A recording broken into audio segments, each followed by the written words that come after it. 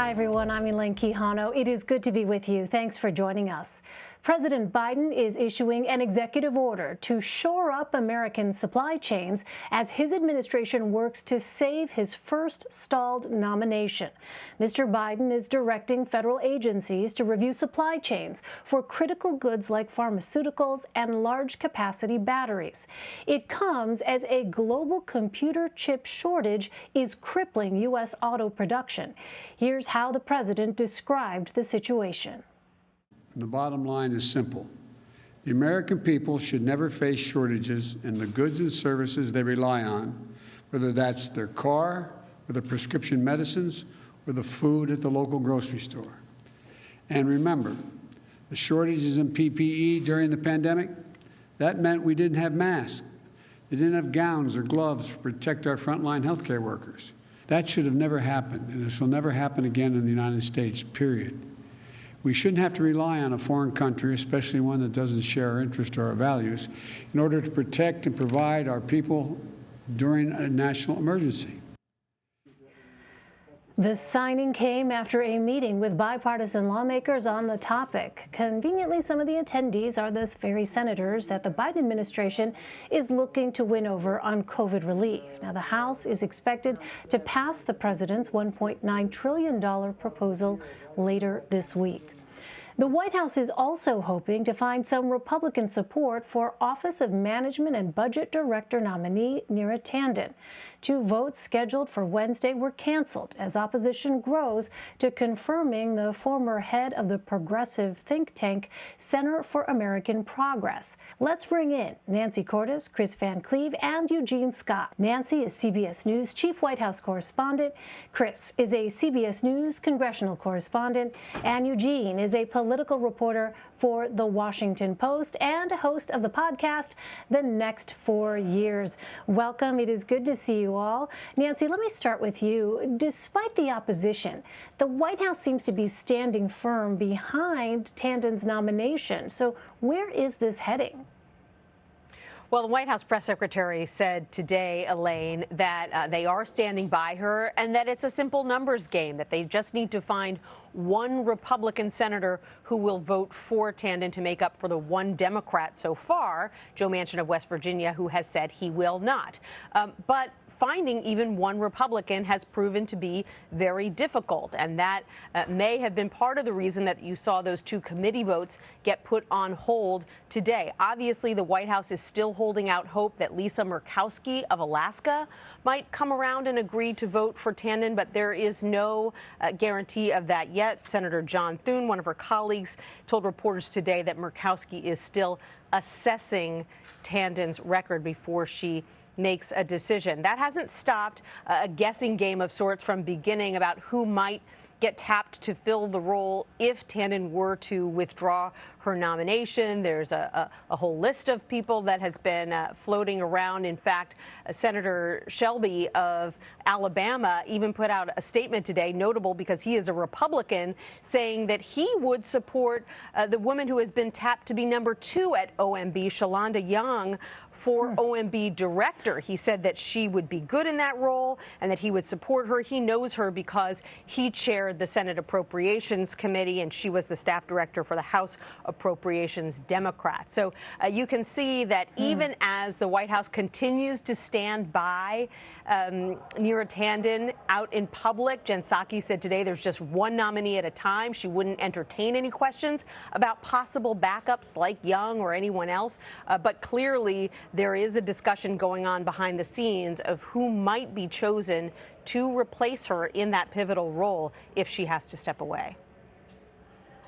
Meantime, Chris, there was another hearing on the January 6th attack on the Capitol after the former Capitol Police chief blamed a lack of intelligence for the failure to stop the assault. What did we learn this afternoon? Well, we heard from the architect of the Capitol who oversees the physical grounds here, the buildings. He's one of 3 people on this Capitol Police board that could approve the emergency declaration needed to seek National Guard support. He says he was never contacted, not before when there were apparently conversations about having the National Guard present, and not on the 6th.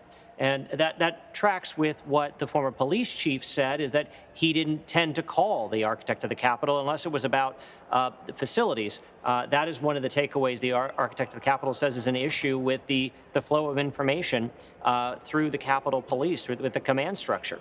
We also learned that he has set aside $30 million for repairs, as well as to cover the costs of supporting the National Guard and the temporary fencing that surrounds the Capitol complex.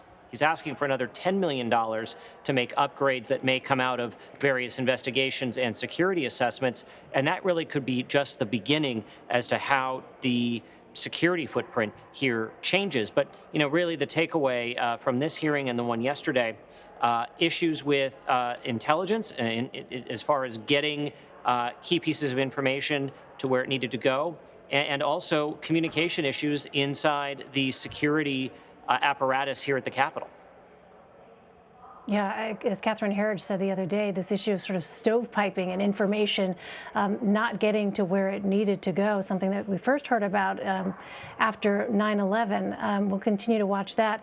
Eugene, I want to ask you about immigration. The Miami Herald is reporting that the Biden administration plans to reopen a second detention facility for unaccompanied teens in Florida after the Post broke the news of the first reopening in Texas this week. Where is this decision coming from, and what has the reaction been? Well, the need to open a second facility is due in part because COVID restrictions have made it very difficult for existing facilities to house all of the children that continue to come to the U.S. January was actually the month that had the highest number of unaccompanied minors entering the U.S. And so the Biden administration wants to house these young people in a way that is safe and protects them despite, or should I say, in the midst of a growing pandemic.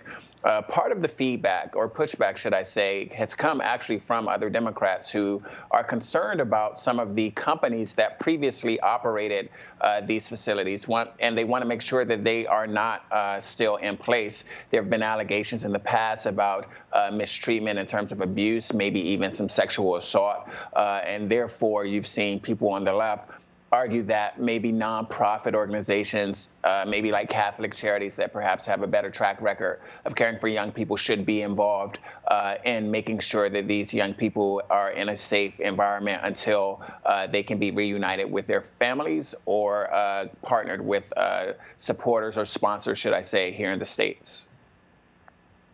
Another issue we're, of course, following closely is the COVID relief bill. And Chris, we mentioned that the House is set to pass President Biden's COVID relief bill, including a provision to raise the minimum wage to $15 per hour over the next 4 years. Is that likely to make it through the Senate?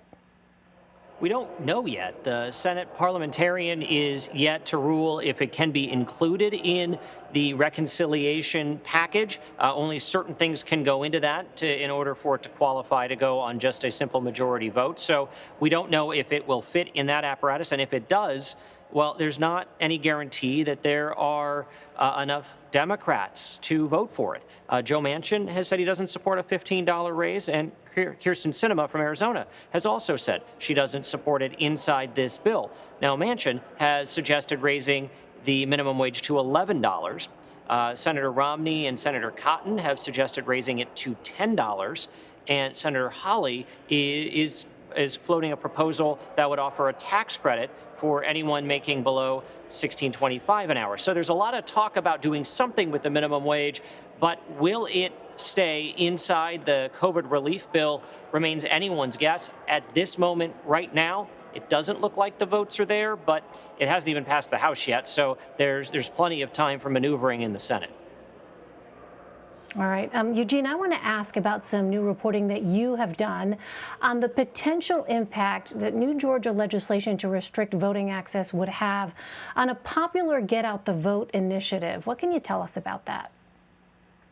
Well, we saw Georgia Senator Jon Ossoff actually mention this, I believe, yesterday during the hearing for Attorney General nominee Merrick Garland. The Georgia legislature wants to get rid of weekend voting, and there are Black Americans in the state of Georgia who believe that that is targeting their community, and specifically Black Christians who were very fundamental or instrumental, should we say, in helping elect Biden, as well as Ossoff and Raphael Warnock. These programs, such as Souls to the Polls, allow voters to go vote after they attend church service on a Sunday. And the voters that are participating in this initiative are disproportionately Black and disproportionately voting Democratic. And so you're seeing Republican lawmakers want to put new procedures and restrictions in place. To their point, they would argue that it protects the electoral process from fraud and other concerns. But we have reported repeatedly that fraud is negligible, and there are not any, there's no significant evidence for the fraud that many of these Republican lawmakers believe they are protecting. And therefore, there are a lot of Black voters in the state of Georgia who believe that they are being specifically targeted and that their right to vote is being tampered with. Well, Nancy, as state Republican lawmakers look to reshape voting after losses in November, the national GOP is being asked about the future of former President Trump. I want to play a clip from House leadership this morning. Let's listen to that.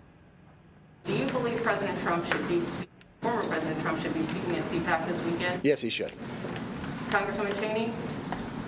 That's up to CPAC. I've been clear in my views about President Trump and the extent to which following January 6th, I don't believe that he should be playing a role in the future of the party or the country. On that high note, thank you all very much. Okay, Kevin McCarthy there exiting stage left after that comment. So how is the former president, Nancy, shaping the Republican Party's future so far? Well, I think that 30-second clip is kind of a microcosm of what Republican leadership is struggling with right now. And if you couldn't hear all of that exchange, a reporter asked the Republican leader in the House, Kevin McCarthy, if President Trump should speak at CPAC this weekend, a big conservative conference. President Trump is scheduled to speak at that conference. And McCarthy immediately said yes. And then the question was put to Liz Cheney, who, as we know, voted to impeach the president, has been very critical of him as of late. And she said that she is concerned that he shouldn't be a big part of this party going forward, that the party should try to move past him.